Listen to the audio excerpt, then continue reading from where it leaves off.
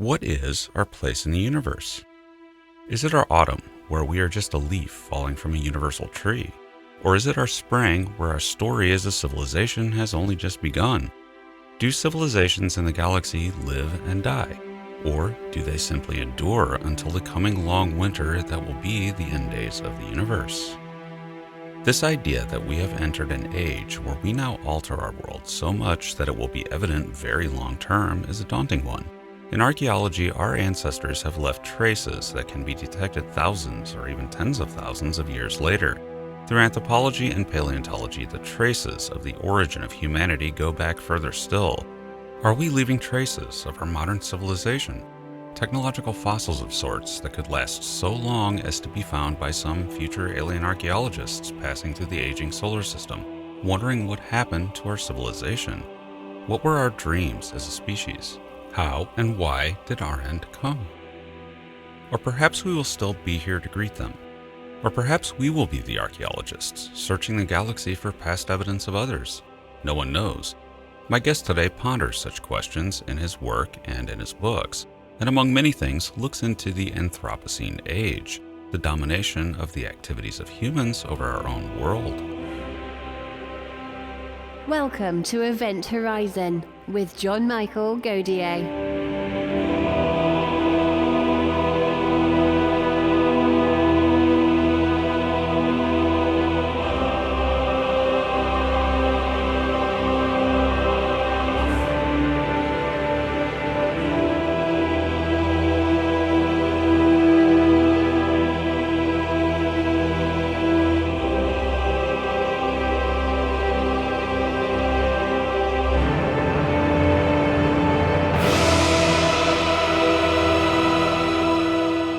Special thanks to Rode Microphones for letting us use their new NTG5 short shotgun microphone to record the sound effects at the end of the show.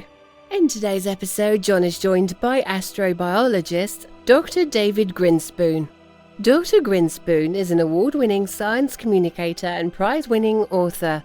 He is a senior scientist at the Planetary Science Institute and adjunct professor of astrophysical and planetary science at the University of Colorado. His research focuses on climate evolution on Earth-like planets and potential conditions for life elsewhere in the universe. He is involved with several interplanetary spacecraft missions for NASA, the European Space Agency, and the Japanese Space Agency. In 2013, he was appointed as the inaugural chair of astrobiology at the U.S. Library of Congress. He is the author and editor of several books, including Lonely Planets, The Natural Philosophy of Alien Life. Dr. Grinspoon has been the recipient of the Carl Sagan Medal for Public Communication of Planetary Science by the American Astronomical Society. He also appears as a frequent guest on Star Talk Radio and host of the new spin-off Star Talk All Stars. Dr. Grinspoon most recently co-authored Chasing New Horizons, Inside the Epic First Mission to Pluto, with Principal Investigator Dr. Alan Stern. Welcome everyone to Event Horizon with me, John Michael Godier. If you enjoy what you hear, fall into the Event Horizon, hit the like button, and become an active subscriber by ringing the bell. David Grinspoon, welcome to the program. Oh, thanks very much for having me on. Now, Doctor, you have a book out with Alan Stern, Chasing New Horizons, Inside the Epic First Mission to Pluto. What compelled you to tell that story? Well, I love stories of space exploration. I mean, I've been kind of a space geek my whole life and was fascinated as a kid with space exploration, and then managed to become a professional planetary scientist.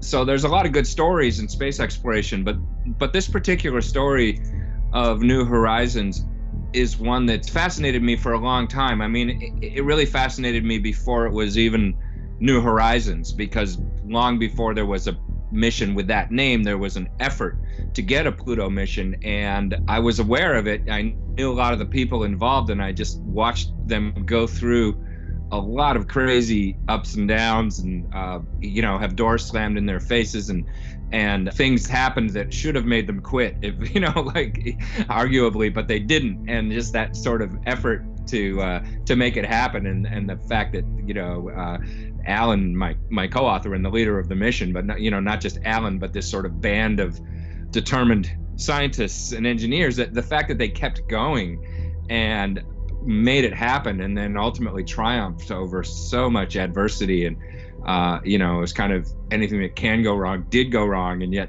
they kept at it. So I was fascinated with the story for a long time, and I remember thinking years ago, wow, this will be a great story someday, especially if they succeed, which often seemed unlikely. And then when I actually, when the chance came up to work with Alan on writing this into a book for the public, I just jumped on that chance because I am so fond of the story and just was eager to have this opportunity to tell it. Now, the one thing about this was the payoff. After all that persistence, Pluto turned out to be even more amazing than I think anyone had envisioned. This is an amazing little world, along with its moon, Charon, and was full of surprises. What surprised you the most about Pluto? Yeah, it was quite a payoff. Because, there was always at the back of certainly my mind, like, well, just wanting it to work. But then there was a thought, well, what if it works, but Pluto's not that cool? I mean, it's going to be cool no matter what to see what it's like. But what if it was just sort of your typical cratered ball?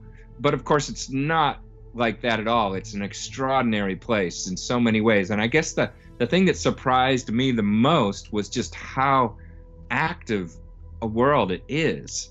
That there are vast areas on the surface of Pluto that have zero impact craters. And that tells you that it's a young surface, it's an active surface, that something is repaving that surface and filling in all or covering up the holes left by impacts that cover up any older surface. So just the vibrancy and youth and activity in that surface of such a cold planet so far from the sun, that was just freaky, and really led everyone to go back to the drawing board to try to figure out what the explanation is. It really was strange because, I mean, previous to New Horizons, when one thought of Pluto, you think of this ice ball with a moon that has an atmosphere that freezes out.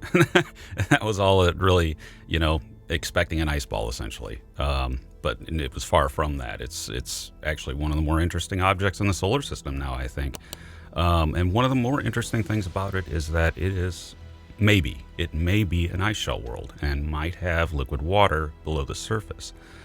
Obviously, that opens up the possibility for life. Do you think Pluto is a good candidate for this? Wow, it's a great question, and it's not a question that I would have thought before the New Horizons encounter, before we learned what we now know about Pluto. I wouldn't have thought we'd be having this discussion, because we keep, as we explore the outer solar system or just explore further in general, we keep discovering surprising activity in places we didn't expect it.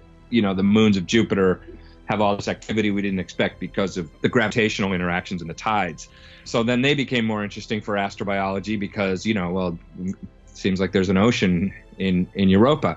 And now we get to Pluto, and there's no good reason to have expected it to have the right kind of heat sources and activity to possibly support liquid water and life. And yet now we see what an active world it is, and there's some at least circumstantial evidence that there could well be an ocean. The easiest explanation for some of the properties that we see on Pluto are that it does have an ocean under an icy shell. And so that makes it a candidate for astrobiology.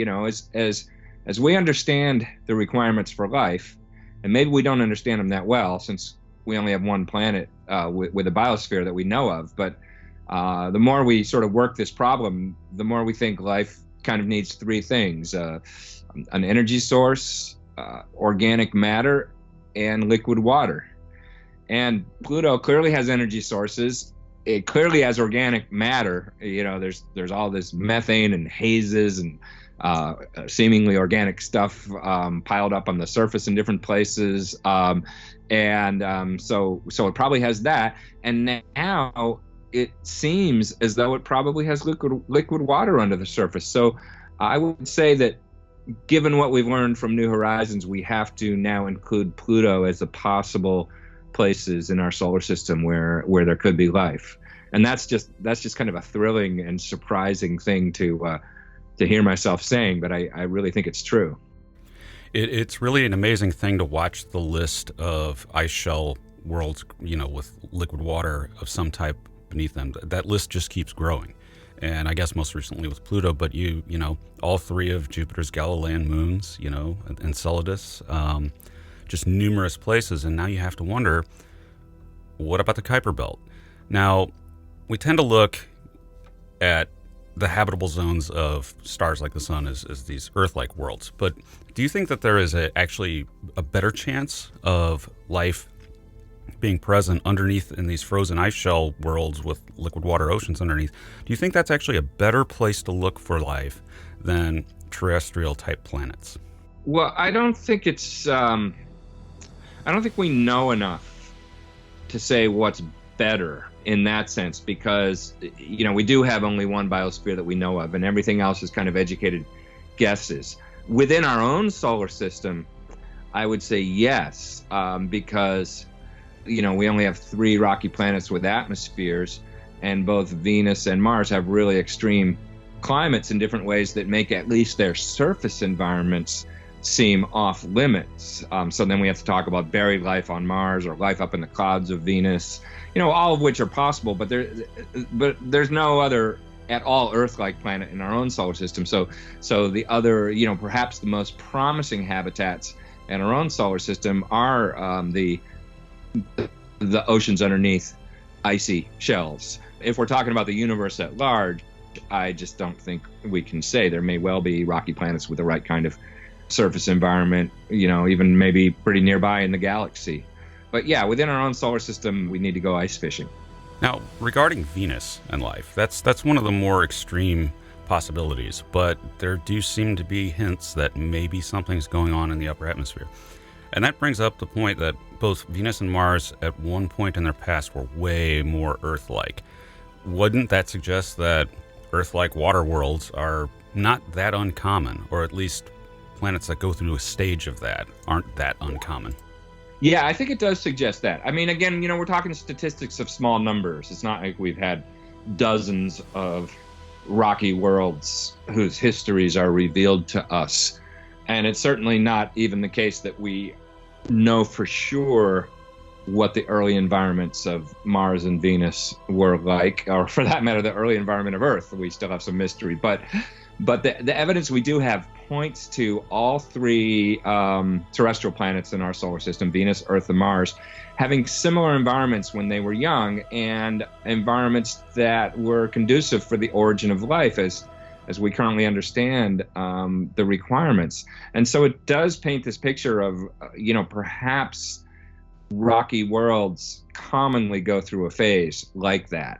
And what's rare about Earth may not be so much that it had the conditions for an origin of life, but that it retained the habitable surface conditions that it's had throughout its 4.5 billion year history, which neither of the neighbor planets have. So yeah, maybe that's what we're learning, that planets go through a phase early on where they're warm and wet and conducive for origin of life, and that the unusual thing is maintaining habitable conditions for geological time. Now, one could say Earth doesn't escape this, because there will come a point where it's no longer habitable and no longer has liquid water. As the sun's luminosity increases, I believe that's probably going to eventually overwhelm us long before it becomes a red giant. So given that, like, for example, with Venus, and you once wrote a book on Venus, actually, Venus Revealed. Venus, if life had arisen there, it may have been able to adapt to the cloud layers. And there's these strange things that are absorbing UV, and maybe this, hypothetical microbial life that might be in the atmosphere is running on UV as an energy source. But doesn't that seem strange? Because usually UV is a showstopper for life, isn't it? Yeah, well, I'm glad you mentioned this, because this idea of a possible habitat in the clouds of Venus is one that I've been pushing really since the 1990s. and it seemed kind of fringy at times. And I never claimed that there is life on Venus. I claimed and still claim that there's a potential habitable environment in the clouds of Venus that is worth checking out. There's plausibility there because it's the right temperature, it's the right pressure. I mean, it's basically Earth surface temperature and pressure in the clouds of Venus. And there's liquid water, there's all the sort of elements you need for life. But there are a couple of potentially tricky problems for life. One is the extreme acidity of that environment, although now we know organisms on Earth that love, acidophiles, that love acid environments. And as you mentioned, there's the ultraviolet radiation. But, the ultraviolet radiation diminishes as you go down in the clouds. And, so in the upper clouds, there's more, and there's less in the sort of middle clouds. But, the other thing is that life is very adaptable and flexible, and it tends to exploit energy sources.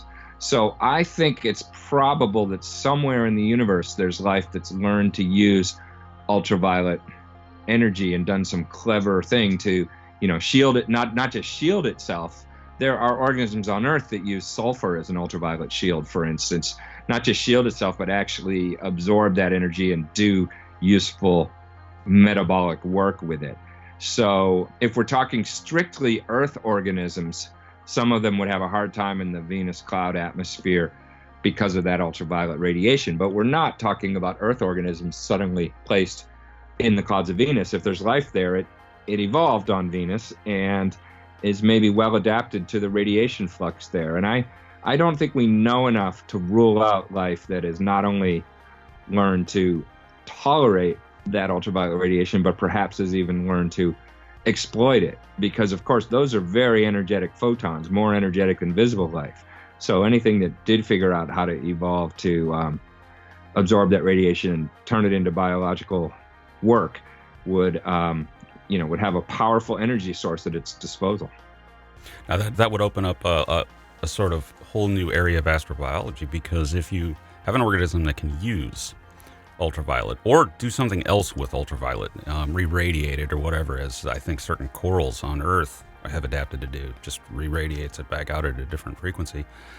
That opens up things like the question of red dwarfs, or even F-type stars that are just shooting out ultraviolet everywhere. They suddenly look a little bit more habitable if you have that case where life can tolerate the UV. And Venus seems like a good place to look for that, maybe, Now, one question I have about Venus, you mentioned that certain level in the atmosphere is arguably, I suppose, the most Earth-like environment in the solar system as far as temperature and pressure goes.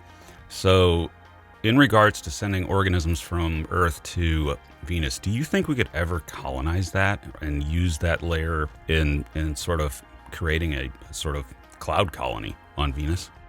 Yeah, it does not sound impossible to me. It's, obviously it's challenging.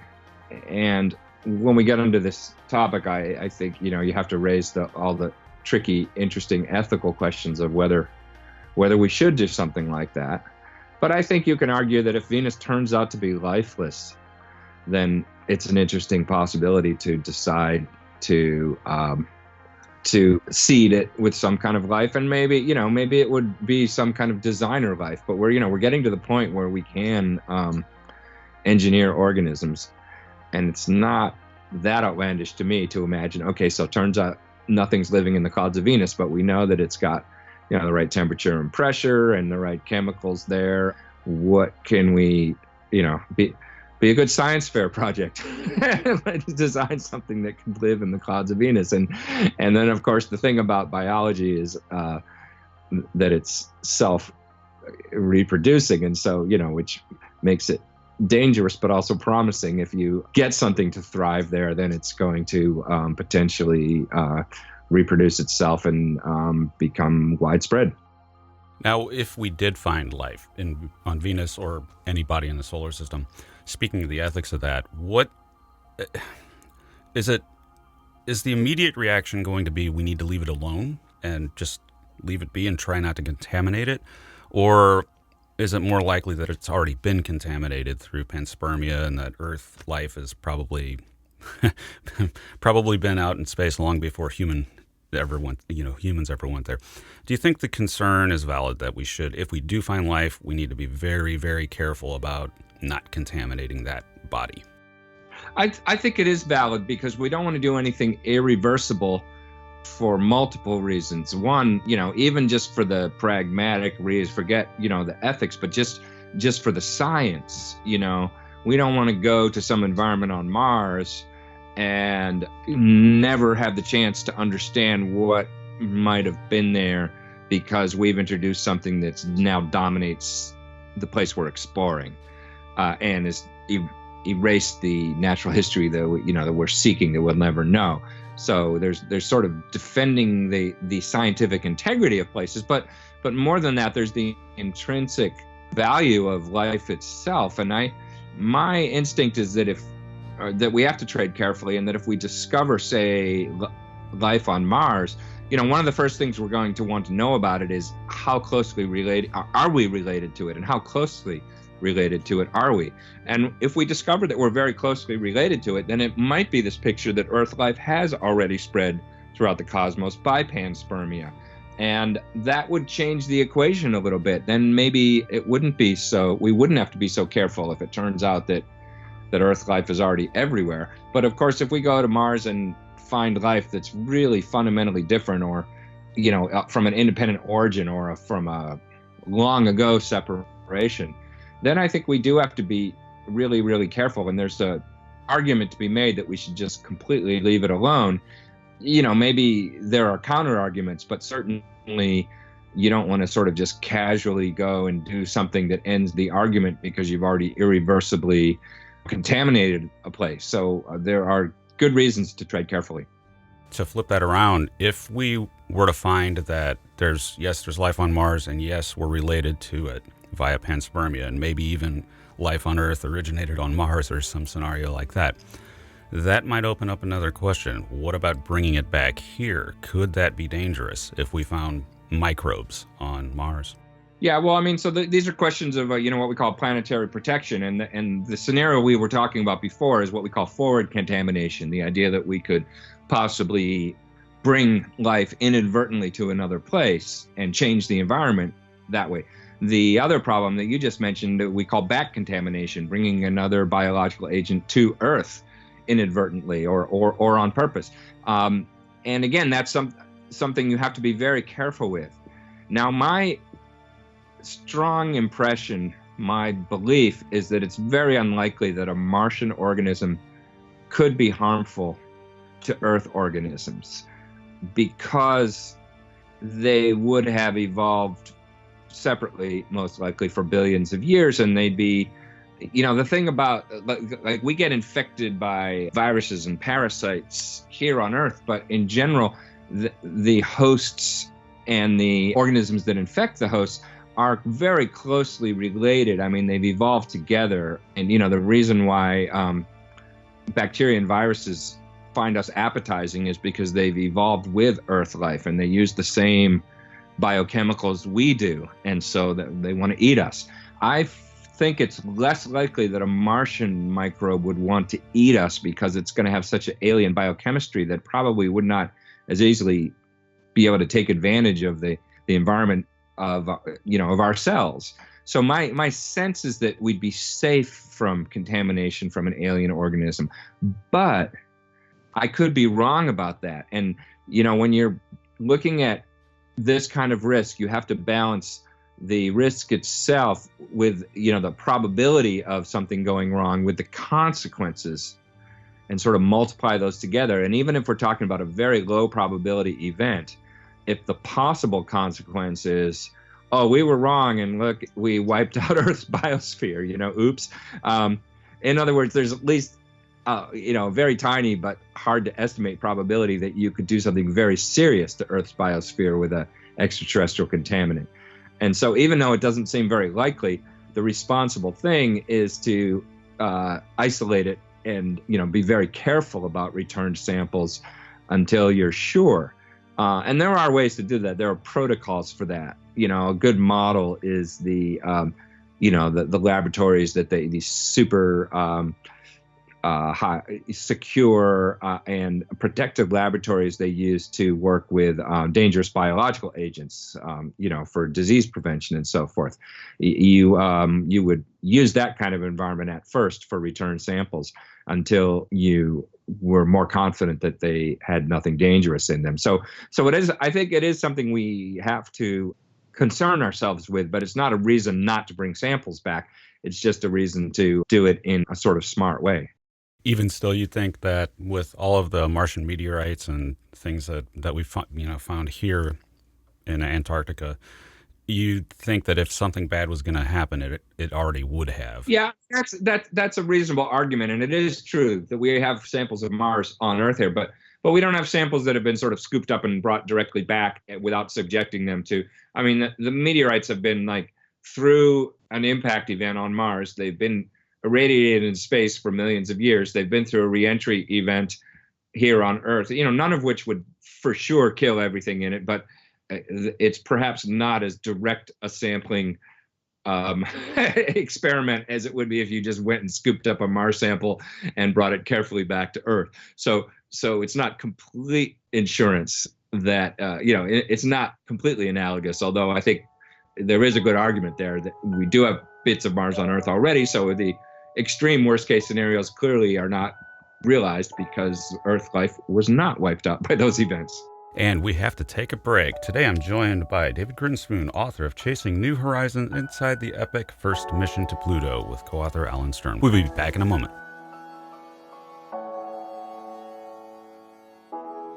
Be sure to like, subscribe, and share the video.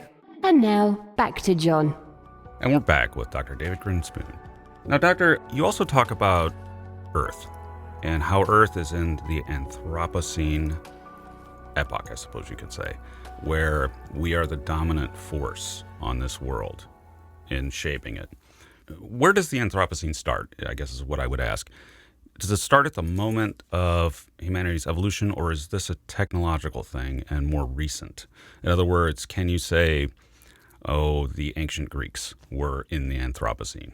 Or is there a line? Yeah, it's a good question. The notion of the Anthropocene, as you say, is the idea that we've entered a new geological epoch in Earth's history defined by a new geological force, which is the combined activities of humanity changing the planet. And you can make a pretty good case that this really is a new phase of Earth history. If you just look at the numbers of how much dirt we move around every year now compared to the other forces of the geological forces of volcanism and tectonism, or how we're affecting the water cycle. There's 5 times as much water now behind dams and in reservoirs as there is left in all the free-flowing rivers and streams on Earth. And, obviously the way we've perturbed the carbon cycle, the climate, the nitrogen cycle, the list goes on. We are a force now, and the planet's changed. And so I think the notion of the Anthropocene is very defensible. But the question you pose, when did it start, is a little bit controversial. And there's some literature about this, and there have been different proposals made. One is that it began when, sort of with the invention of the steam engine, and when we started really burning enough fossil fuels to start changing Earth's atmosphere. Another one is that more recently, let's say it began with the first nuclear tests. And that does leave a convenient isotopic marker around the globe, which will be noticeable for over geological timescales. So there'll be a marker at that time. And there's also sort of a potent symbolism there of nuclear bombs as the time when we sort of saw ourselves as having this sort of frightening, world-changing technology.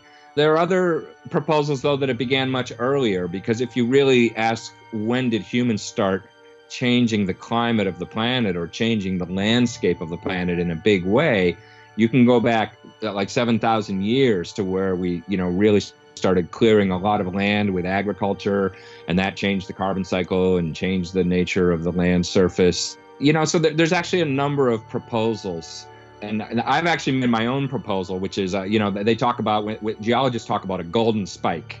When you have a new geological epoch, there's sort of a typical landform or a typical rock outcrop that's the golden spike that defines that new age. And I've said, well, hey, maybe the golden spike of the Anthropocene is at Tranquility Base on the moon, which is a weird thought because it's not even on the Earth, but it is a geologically disturbed strata that will, that marker, those footprints and that equipment we left on the moon will be there for geologically significant periods of time. And it was done that those markings on the moon from Apollo were done by no other species other than humans could have done that. So in a way that is typical.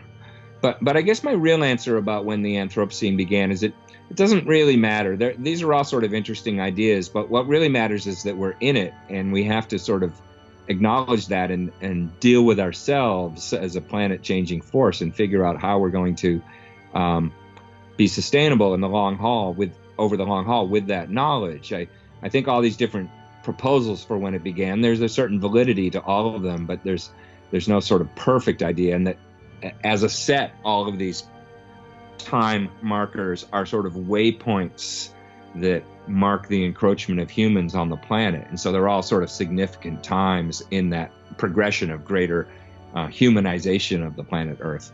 That's an interesting take on the beginning of the Anthropocene, that the Anthropocene began in the summer of 1969. I find that sort of poetic with Apollo. Well, if you think about, as a future geologist looking back at our time from, millions of years hence, that will be something that will be noticeable, that creatures from Earth at a specific point got to the moon, and that happened at the same time as all these other changes were happening to our planet. And it's not really disconnected from those other changes. It's part of the same burst of technology and power of humans to do new things that allowed us to go to the moon and also allowed us to really start to make huge changes on this planet that we have to reckon with. Yeah, it's a very long-lasting marker because that hardware sitting up on the moon is going to be there for a very, very long time, whereas Earth is constantly resurfacing itself. Though I do wonder what markers from our civilization down here, you mentioned the isotopes, but there might be other ones, might survive long-term. For example, concrete. I mean, I can't imagine that concrete is just going to go away very quickly, especially if it gets buried. So is that one of the longer-lived markers? Say an alien civilization shows up here in a million years.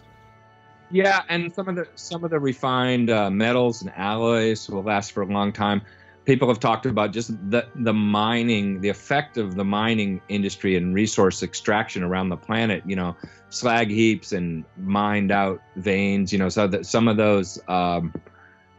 Some of that will be noticeable for a long time, and there's a new kind of rock that people have called plastiglomerates, which are places you find them on actually like islands where people have made bonfires and plastic has gotten melted and mixed in with pebbles and things and made this new kind of rock called plastiglomerate that has appeared in the Anthropocene, and people have examined their properties and modeled them and said these plastiglomerates are going to be around now for hundreds of millions of years. They're very, very robust, and they only appeared at this moment in Earth history. So there are several things we're creating and doing and changing about the planet that will leave, regardless of whether we stick around or not, that will leave very long markers that are significant in geological time.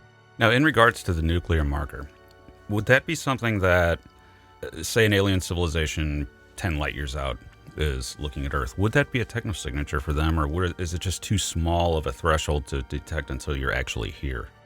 Well, so the signature in the strata from fallout from nuclear bomb tests I don't think that's something you could detect remotely from space. That is something you would detect if you were, an alien civilization or a future geologist was prospecting and digging on Earth and studying its history. They'd say, oh, here's this layer with these isotopes. There are isotopic signatures in Earth's atmosphere from bomb tests, carbon isotopes and so forth, but those are not long-lived signatures. So those are not, the kinds of things we think of as technosignatures that are things that, hopefully sort of stick around long enough so that anybody surveying the planets in the galaxy has a fighting chance of finding them. So I wouldn't think of the effects of nuclear bomb tests as an obvious technosignature that could be detected remotely.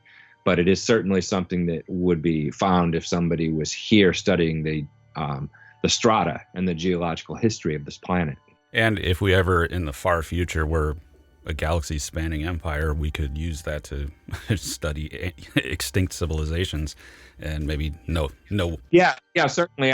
It's like I'm always careful about making the assumption that other civilizations are going to have the same sort of technological history as ours and go through the same sort of sequence of phases as ours. I think science fiction often tends to a little bit map our history too much onto other worlds. But certainly if there was something like a development of nuclear weapons and a use or testing of nuclear weapons on another world, and that if that had happened in the past of a planet that we explored, we could detect that had occurred. And it doesn't necessarily have to be a war. I mean, nuclear weapons have their uses, or hypothetical uses, if you wanted to power a spacecraft or something using them. Yeah, that's right. And certainly nuclear technology that makes long-lived isotopes has, many other potential uses.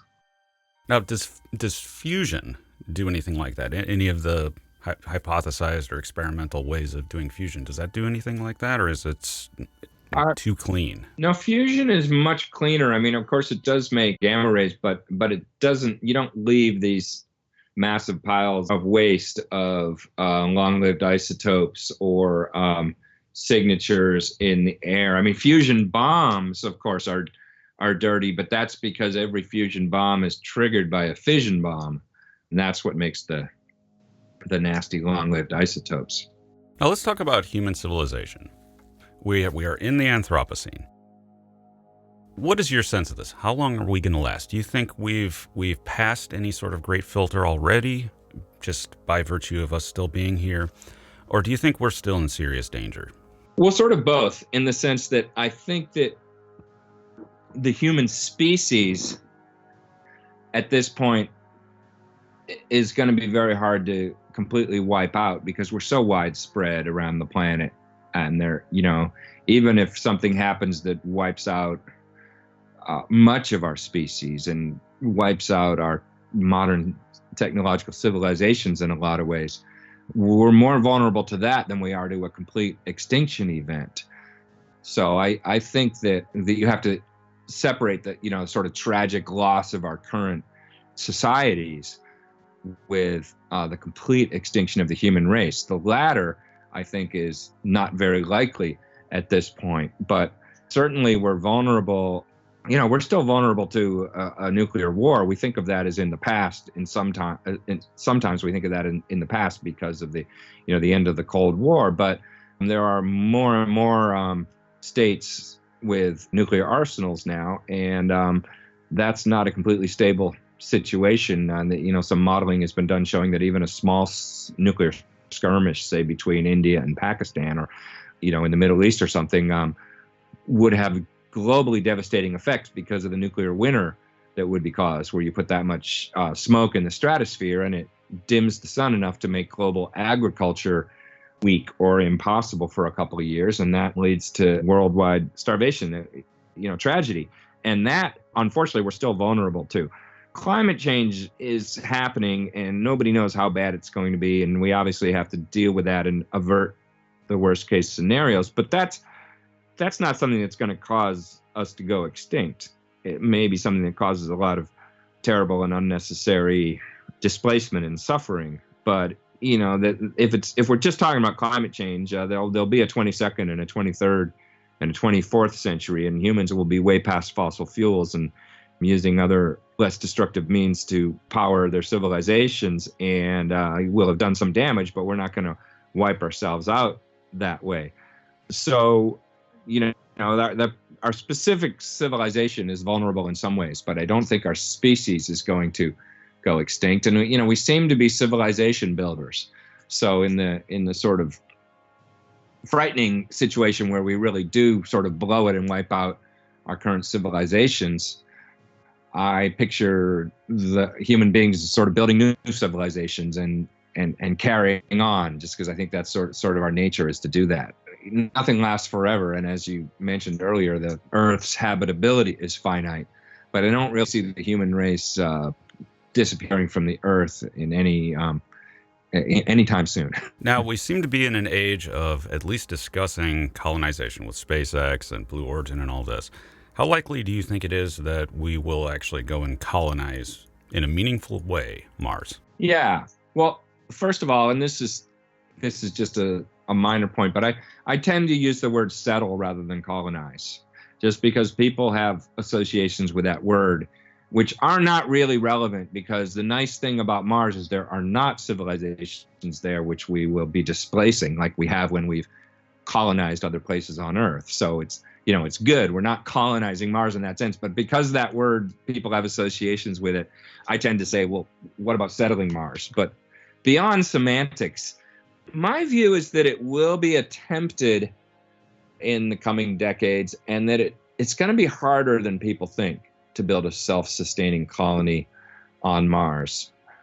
I think it's going to be harder because biological systems are very complex, like self-sustaining, self-contained biological systems.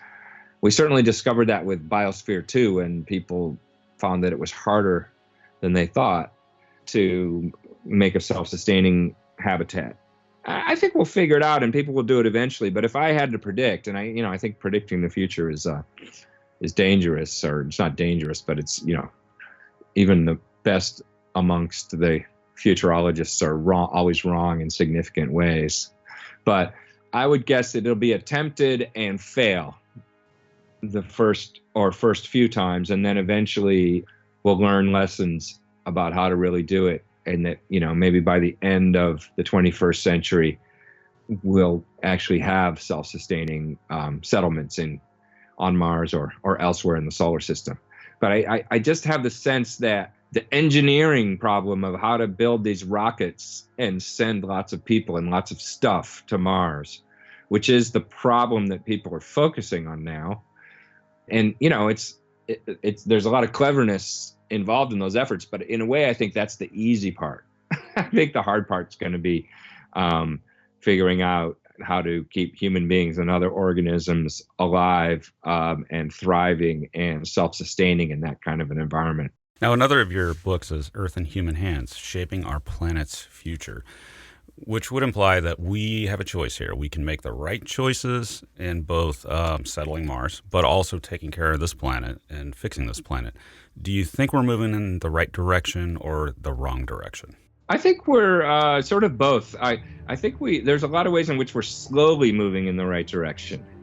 We're learning a lot about our planet and slowly learning more about ourselves and how to sort of manage ourselves and not do things that have unintended consequences of planet-altering seriousness. Like, an example is the ozone layer. We made a mistake and we figured it out and we fixed it. It's a work in progress, but we're fixing it. Same thing with climate change. We're making this mistake. We're figuring it out. It's taking a while to fix it because there's a lot of vested interests and a lot of entrenched systems.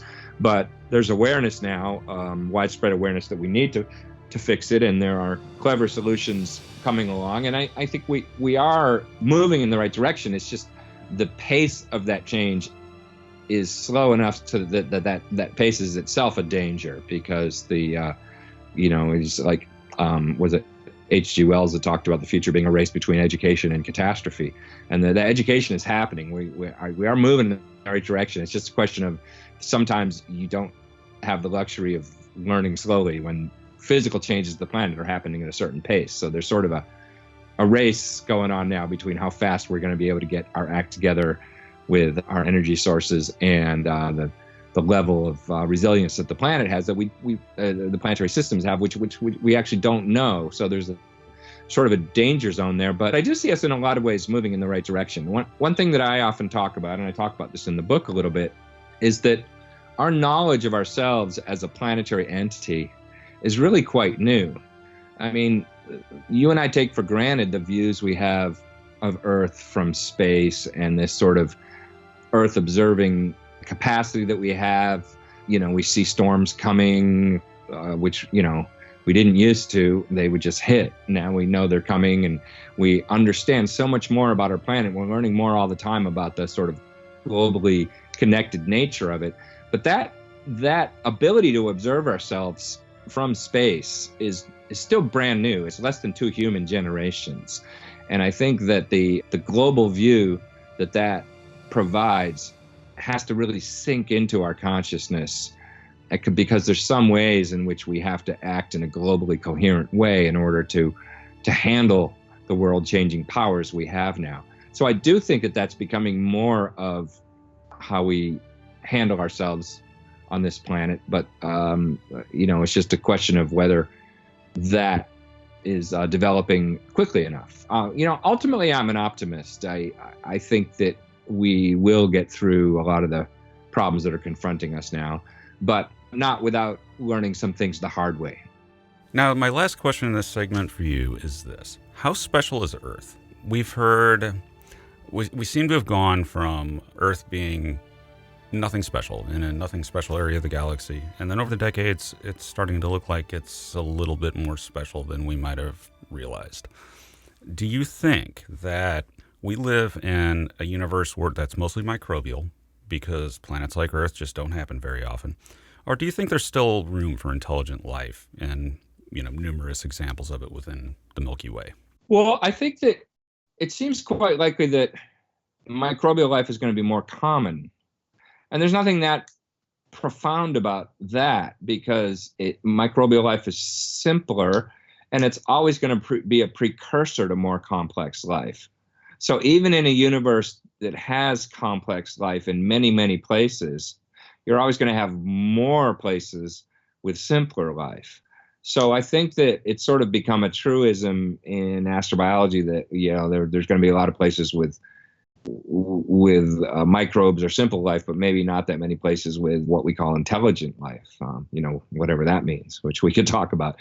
And I think that that's true, but I don't think that we've learned anything about the universe yet that would lead us to rule out widespread intelligent life and even technological life. I'm not convinced that there is what people call a great silence. We haven't really looked very far, and we're not completely sure we know how to look for signs of other technology building civilizations. So we're quite ignorant of that. We don't have a lot of evidence to go on. So everything we've learned about life and what we think we know about its requirements, and what we're starting to learn about the nature of other planetary environments in the galaxy, suggests that there ought to be many places where at least life could form and start to evolve. So we won't know until we know, but I think there's good reason to think there probably are many, many planets with life. As far as planets where the evolution of life has led to complex and cognitive and maybe technological life, we just don't know. We have one example, and we have really no other data. Okay, we have enough data to say that there are not radio transmitting civilizations sending the kind of messages we would recognize, on planets all over the galaxy everywhere, because we haven't seen that. That's what we've looked for.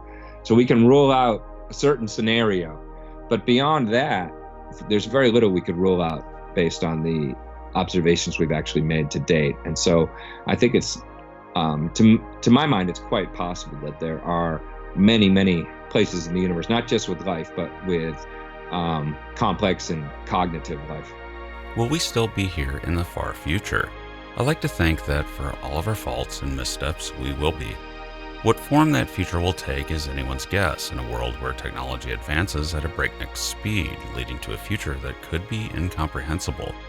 I'll leave that subject for a future show, but one question I have is, will there someday be an Anthropocene age for the galaxy? Will we spread out and settle it? Or will someone else find evidence of us, and perhaps learn from our mistakes? The question is open.